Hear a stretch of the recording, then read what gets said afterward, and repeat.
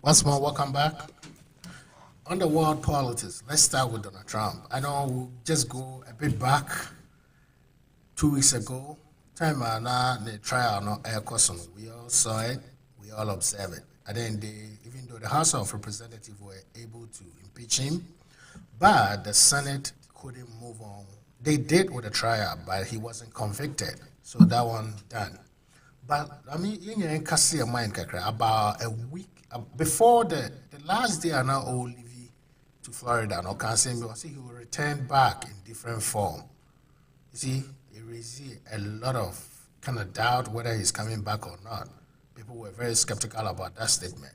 So just weekend, and you can say what we call the United States, which is the Republicans now conference on which is the CPAC. We saw a lot of media people were discussing this, whether Trump still will control of the Republican Party or not. There was also another school of thought where people were also thinking, people like personality like Dick Cheney and Mitt Romney want to take the Republican Party back.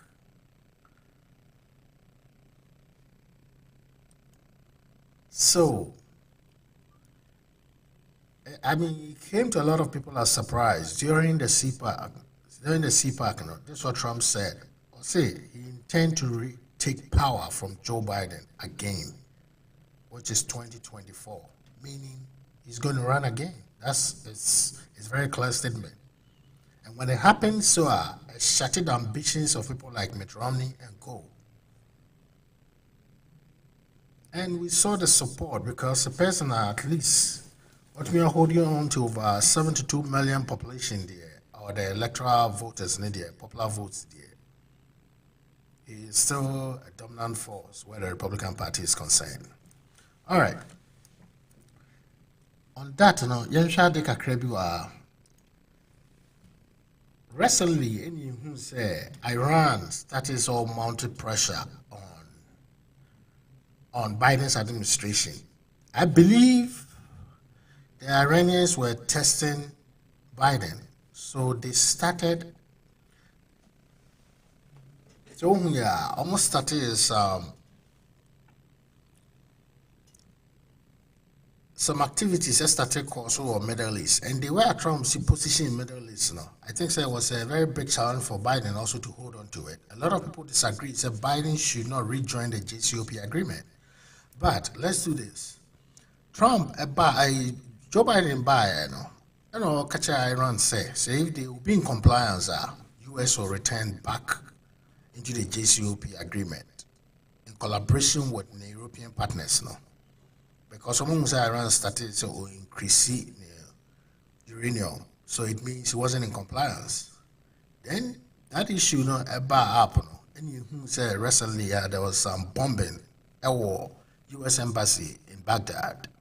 So the media was saying Joe Biden has all acted. So we heard that from the Secretary of Defense. So they recommended purposely not necessarily so attacking Iran, but or the survey as a deterrent and also to protect the U.S. forces and its allies on the Gulf. So you can say, it took the lives of about 22 people. Almost destroyed those Iranian proxies war, Iraqi and Syrian border. So in reaction to that, what is happening between the Israelis and the Iran, that thing is still there. Maybe Netanyahu, even though couldn't get that support from Trump to invade Iran, because I think Trump didn't have so much home support to give him order to do so. So the question is, can Israel do it on its own?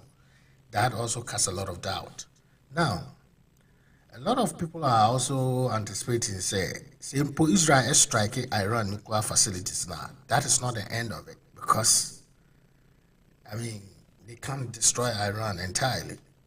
And it's rather going to make the issue very worse. So I will just say we should pray for calm in the Gulf. But right now, this is what has happened. We saw this as after US 4 a Bombay Iran facility, almost proxy facilities, no. That was over the weekend. Saturday, you said Israel for tank tobacco. I exploded on the Gulf. So say, and they up in Dubai. The first people are Israelis for blaming was Iran, and Iran denies say no, they have no involvement in this. So Iran making that statement, Now a lot of people are saying say it's like it's a bit me affected that agreement now.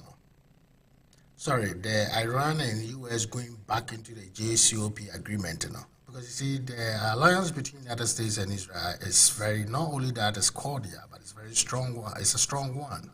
So I don't know, and then channel another issue. So as a poppy up, Iran is saying say they are not going to renegotiate the issue with the United States, even though Trump had lifted. Sorry, Joe Biden had lifted some of the sanctions that Trump imposed on them. In regards, some diplomats are not even they can't go on domestic travel when they are in US. And according to almost one of their spokespersons, or see even that sanction wasn't in enforcement. And now for United States to say we should renegotiate the agreement, it doesn't add up because it's an agreement that has already been negotiated. So now let's look into this.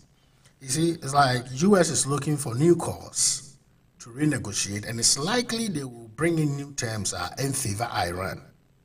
That's why Iran is being very difficult here, or also sticking with the old one now.